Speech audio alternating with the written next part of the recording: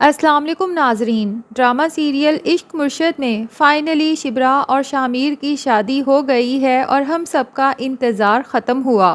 इससे पहले डाउट था कि पता नहीं ये शादी रियल में हो रही है या फिर शिबरा या शामिर के ख्वाब में हो रही है, और काफ़ी लोगों का यही ख्याल था कि ये महज ख्वाब है, इतनी जल्दी और इतने आराम से शादी नहीं हो सकती। लेकिन बहरहाल उन दोनों की शादी ना सिर्फ बहुत धूमधाम से हुई बल्कि शादी के दो फंक्शंस दिखाए गए। एक दफ़ा शिबरा और शामिर के फैमिली और फ्रेंड्स के साथ, और दूसरी दफ़ा बहुत ट्रेडिशनल तरीके से गांव में भले के साथ। ड्रामे में दिखाया गया था कि सलमान साहब ने पहले तो दाऊद ख़ान को शादी से इनकार कर दिया था जब महरीन ने उन्हें किडनैप किया था, और सलमान साहब को ये भी पता चल चुका था कि इस किडनैपिंग और शादी के इनकार में दाऊद ख़ान भी पूरी तरह शामिल है। लेकिन बाद में जब सुलेमान साहब ने शिबरा को रोते हुए देखा और उससे सुना कि मैं तो ज़िंदा शायद रह जाऊं लेकिन शामिर मेरे बगैर ज़िंदा नहीं रह पाएगा, तो सुलेमान साहब ने सोचा कि मुझे अपनी बेटी की खुशियों की खातिर एक दफ़ा दाऊद ख़ान से बात करनी चाहिए। फिर वो दाऊद ख़ान के पास जाकर कहेगा कि हमारी जो भी दुश्मनी चलती आ रही है, जो भी इख्तलाफात हैं, मैं तुमसे डील करता हूँ कि मैं वो सब बातें कभी भी शामिर के सामने या किसी के सामने भी ओपन नहीं करूँगा। मैं इस वक्त सिर्फ़ एक बेटी का बाप बन के तुम्हारे दर पे आया हूँ और तुम्हें भी यही कहूँगा कि तमाम इख्तलाफात को भुला कर सिर्फ़ एक दफ़ा अपने बेटे के लिए सोचो। क्या एक बाप होने की हैसियत से तुम अपने बेटे की खुशी को अहमियत नहीं दोगे? अब हो सकता है कि दाऊद ख़ान पे सच में सुलेमान साहब की बातों का असर हुआ हो, लेकिन दिखाया यही गया है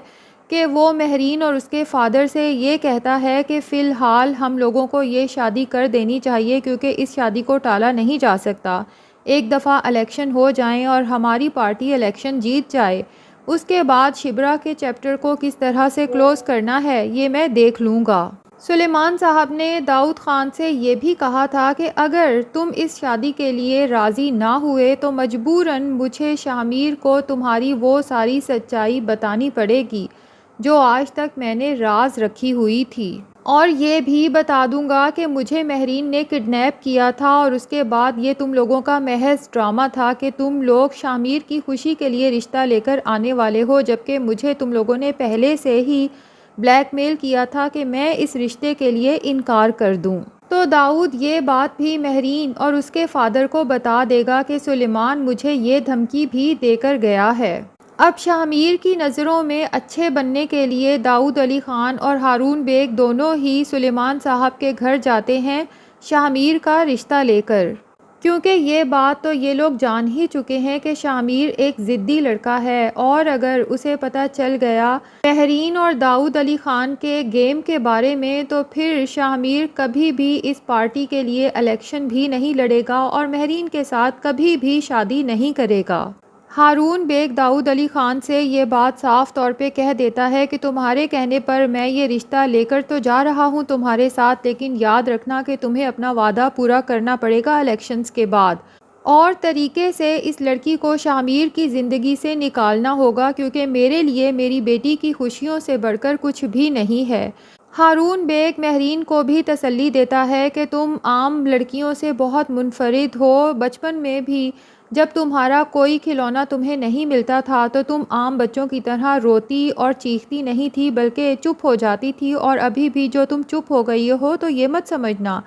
कि मैं अपनी बेटी की इस चुप के पीछे दुख को समझ नहीं सकता। मेरा तुमसे ये वादा है कि इलेक्शंस के बाद शामिर हर सूरत तुम्हारी ज़िंदगी में शामिल होके रहेगा। बहरहाल जी, जब ये दिखाया जाता है कि शामिर की शादी हुई तो भले कहता है कि भला ये भी कोई शादी हुई, ना धूम धड़क्का, ना ढोल, ना डांस, तो मैं अब अपने तरीके से तुम दोनों की शादी करना चाहता हूँ। और फिर वो गांव में ट्रेडिशनल तरीके से सारी रसूमात के साथ शामिर की दोबारा से शादी करता है। शादी तो बहुत अच्छी दिखाई गई। चलें, ये तो समझ आता है कि उसमें शिबरा और शामिर के पेरेंट्स को इनवाइट नहीं किया गया क्योंकि वो सिर्फ एक फ्रेंडली फंक्शन था, लेकिन उसमें शिबरा की बहन को भी इनवाइट नहीं किया गया जिसका इस शादी में बहुत ज़्यादा अमल दखल है क्योंकि उसने भी अपने फादर को बहुत ज़्यादा कन्विंस किया था इस शादी के लिए। और फिर शामिर की भी वो बहन बनी हुई थी, तो इस शादी के फंक्शन में उसको तो ज़रूर शामिल करना चाहिए था। दूसरी तरफ दाऊद अली ख़ान अब अपनी चाल चलना शुरू कर देगा और शामिर के सामने ये शो कराएगा कि मेरे बहुत सीरियस हेल्थ इश्यूज़ हो चुके हैं और मैं बहुत बीमार हूँ। डॉक्टर भी शामिर वगैरह से यही कहेगा कि इनको मुकम्मल बेड रेस्ट की ज़रूरत है और इन्हें किसी भी किस्म की टेंशन ना दी जाए,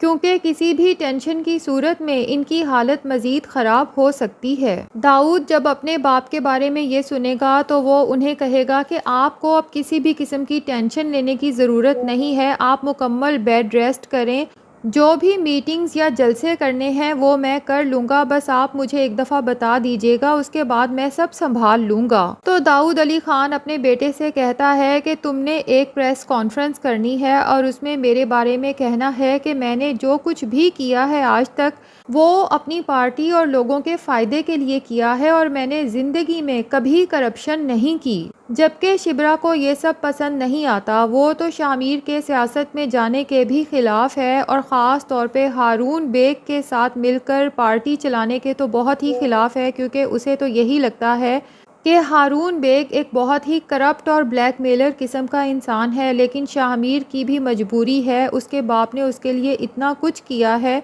उसकी खुशियों की खातर उसकी शादी शिब्रा के साथ करवा दी और अब डॉक्टर ने ख़ास तौर पे उन्हें किसी भी किस्म की टेंशन देने से मना किया है, तो शामिर अपने बाप को अब मज़ीद परेशान नहीं कर सकता।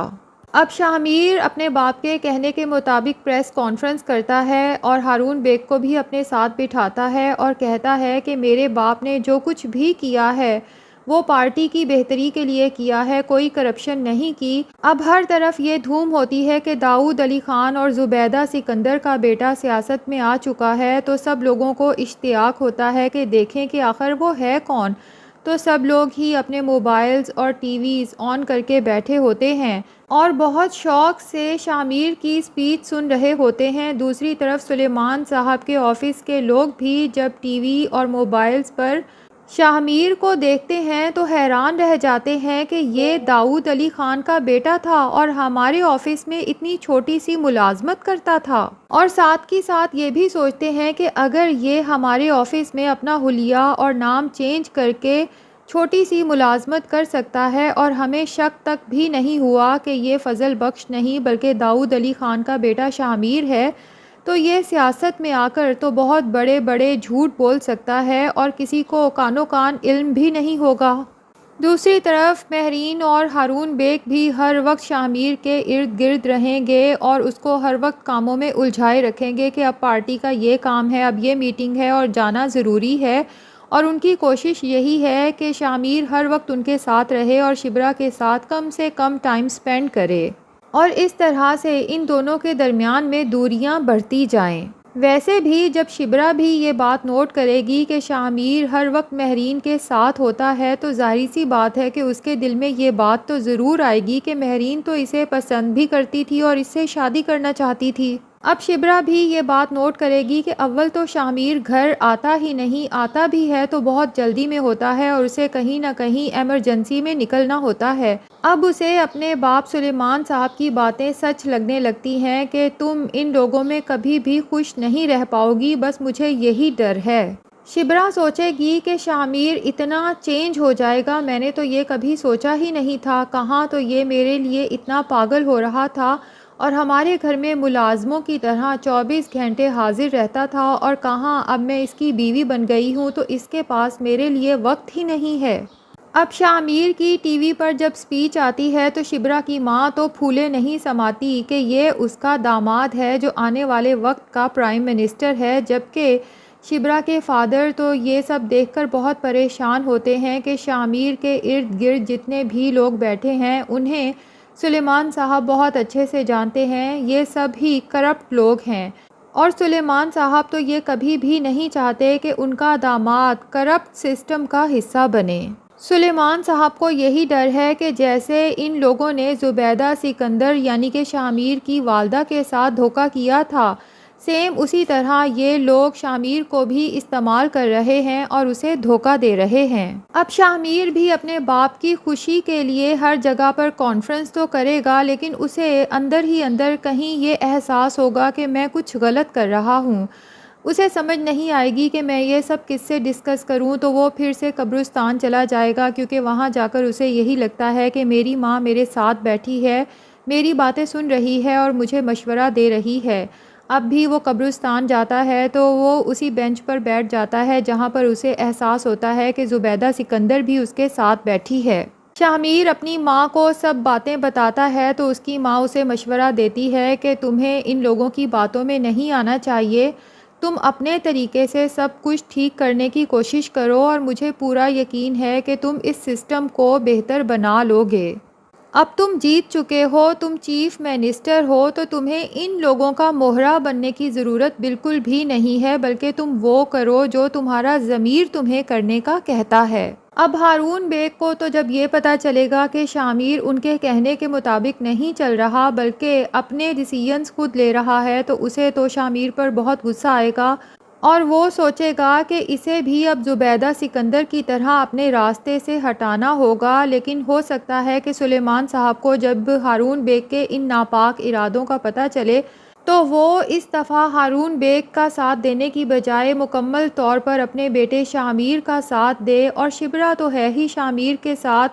तो देखना ये है कि शामिर और शिबरा सच्चाई की ये जंग किस तरह से जीतते हैं। आप सबको इश्क मुर्शद की नई एपिसोड कैसी लगी, कमेंट सेक्शन में अपनी राय का इजहार ज़रूर करें। और अगर अभी तक आपने हमारे चैनल को सब्सक्राइब नहीं किया तो प्लीज़ चैनल को भी सब्सक्राइब कर लें।